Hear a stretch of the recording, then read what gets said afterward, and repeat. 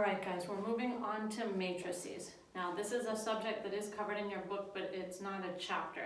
If you look through your book, you'll notice at the end of some chapters, there's some information there on matrices.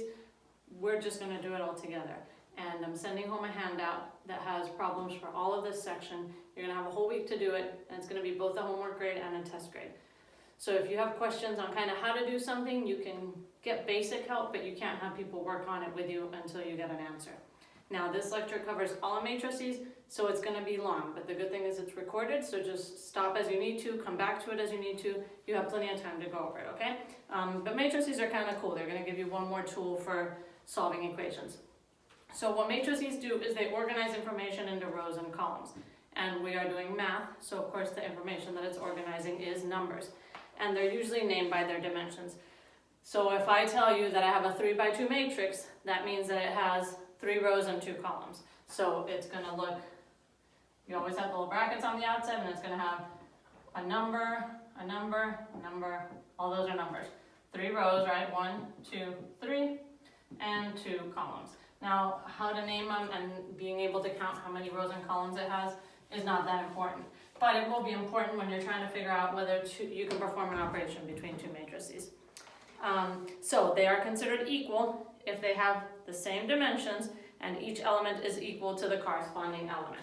What does that mean? Well, they have to have the same dimensions, right? So they have to be same number of rows and same number of columns.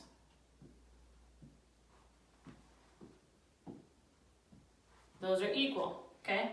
If this one had the same numbers, but say it was arranged into 4 rows and 1 column, it has the same numbers, but the dimensions are different, so it's not the same. And if you have 2 with the same dimensions, but different numbers, of course they're not equal, okay? Now, so we're gonna do all kinds of operations with matrices. I'm gonna try to start out with the easiest stuff and then move on to the hardest things. So the first thing that you can do with a matrix, the easiest thing you can do with a matrix is multiply it by a scalar. What does that mean? You have a matrix. There's just a bunch of numbers, right?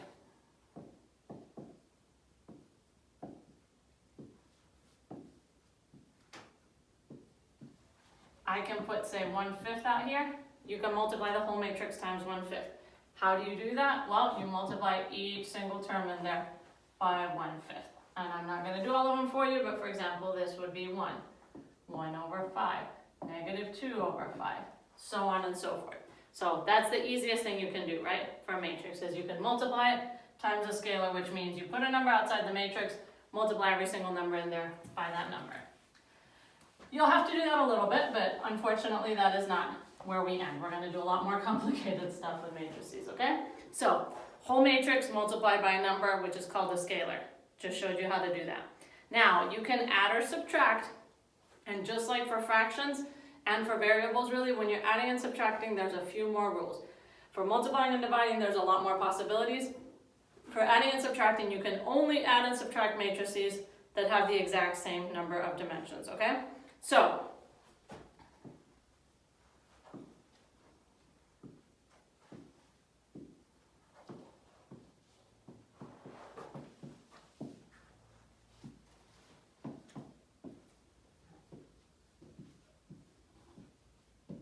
there's your 2 matrices, and you're adding them, literally adding each corresponding element. So, first row, first column, add them together, and you get 7. First row, second column, add them together, you get 2. First row, third column, 2. Second row, first column, 12. Second row, second column, 9. Second row, third column, negative 13. So you just added 2 matrices together. If I had a subtraction sign, you would do the exact same thing, except now it would be 5 minus 2. 3 minus negative 1, which is plus 1, okay? So that's really easy, and you're probably not going to use it because it's really easy. What we're going to do a lot more of is multiplying and dividing matrices. Now, to multiply or divide them, the first one has to have the same number of columns as the second one has rows. So this is where the whole naming matrices might come into place. So you can say matrix A is a 5 by 3. So what does that mean? It means it has 5 rows and 3 columns. Matrix B has 5 rows, 3 columns. This one has 3 rows, 2 columns. So what has to be the same? The number of columns in this guy and the number of rows in this guy. 3 and 3. So you can multiply them. So that's the only time where it's important to know how you name matrices, because you wouldn't even have to look at the matrix and do all the math. I could just say, hey, I'm trying to multiply matrix A and matrix B, is that possible? And you'd be able to say yes or no just by looking at this. This is rows, columns, rows, columns. So number of columns equals number of rows here, okay? So assuming that is the case, you will be able to multiply and divide matrices, and I will show you guys how to do that. But I don't want you to even try to do it unless you've checked that your first one has the same number of columns as the second one has rows. So let's write that up here as a rule that we're going to remember, because I might forget to.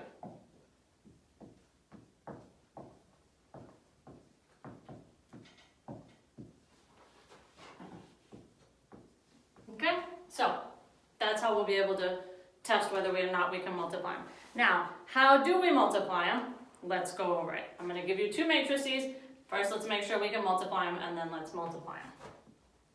We have 2, 0, 1, 3, -4, 1. And I want to multiply it by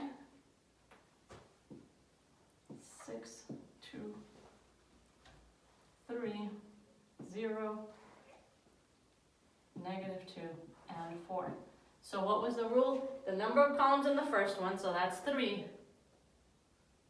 2, has to be the same as the number of rows in the second one, 1, 2.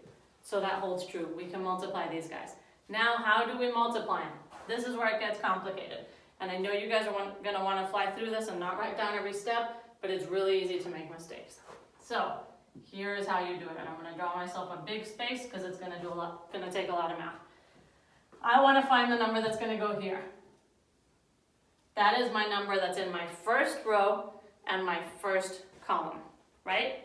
So I need to multiply my first row by my first column in order to figure this number out. So I do the first number times the first number. I get 2 times 6 plus second number times second number. 0 times 0. I know 0 times 0 is 0, but if I write it down, later on if I'm trying to remember how to do these and I forgot, I can go back and look at them. If I just put 2 times 6, I'm not necessarily going to remember what I did. Now I want the number over here, which is still my first row, but now it's my second column. So I'm going to take my first row, but now I'm going to do my second column. Okay, so 2 times 2 plus 0 times -2. Okay, now I only have 2 numbers here and 2 numbers there. So that was my one for the second number in the first row. Now, I still have another number, right? Which is going to be that one. It's going to be first row, third column. So now I'm going to multiply my first row times my third column. Alicia, can you please make sure that they can see what I'm writing over here? Okay. Because I'm right on the other side of the board. So, same thing we've been doing. 2 times 3 plus 0 times 4. They can see it. Okay, thank you. That's our first row. Now we have to go to the second row. They can see to like here. Okay. And to like here. Okay. Here's our second row. Second row, first column. So really we can just look at these numbers and repeat the second number because it was the same column. Right? 1 times 6, 3 times 0. But if I don't want to look back here, I can just look above me. Now, first row, second column. So now I'm going to do 1 times 2 plus 1 times -2. Right? 1 times 2, 3 times -2, not 1 times -2. All right, now we're going to do the the second row with the third column. So we're going to do 1 times 3 and 3 times 4. So that's my second row. Now we gotta go to our third row. 4, negative 1, and we're gonna go through the columns one by one again. So, sorry, negative 4 and 1. So now we have negative 4 times 6 plus negative 4 times 0 plus 1 times 0. Now we go third row, second column. Negative 4 times 2 plus 1 times negative 2. And third row, third column. Negative 4 times 3 plus 1 times 4. So that's our answer, except there's still a bunch of math we can do in there, right? So now I'm going to solve all those, and we're going to give our answer right here. So we have 2 times 6 is 12, plus 0 is 12. Let's go to the next one. 2 times 2 is 4, plus 0 is just 4. 2 times 3 is 6, plus 0 is just 6. There's our first row. Second row, we have 6 plus 0 is just 6. Now we have 2 plus negative 6, so that's negative 4. And then we have 3 plus 12, which is just 15. Now we go to our third row. Negative 4 times 6 is negative 24, plus 0 is just negative 24. Negative 4 times 2 is negative 8, plus 1 times negative 2, that's negative 2, so that becomes negative 10. And the last number, negative 4 times 3 is negative 12, plus 4 is negative 8. Now I did this matrix already, so I will check my answers real quick. 12, 4, 6, 6, negative 4, 15, negative 24, negative 10, negative 8. So that is how you solve a matrix multiplication. Takes a lot of work, right? So what have we covered? What a matrix is, what the dimensions are, what the dimensions have to be in order for them to be multiplied, what the rules have to be in order for you to add or subtract. And dividing is going to be the same rules as multiplying, except you're going to subtract because you're dividing.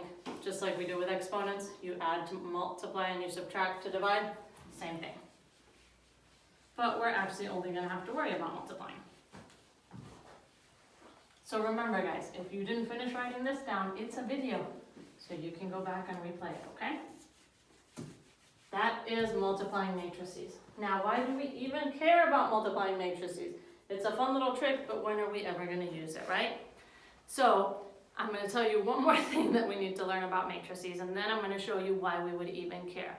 What are we ever going to use these guys for? So the first thing I need to show you, the next thing I need to show you before I go into that is something called a determinant. I'm going to show you how to do a determinant for a 2 by 2 matrix. So 2 by 2 means 2 rows and 2 columns. That's going to be a piece of cake. But you need that information in order to know how to do the determinant for a 3 by 3, which is 3 rows and 3 columns. So 2 by 2, we'll leave it up here too. We're just going to put fake numbers in here. How do you do the determinant?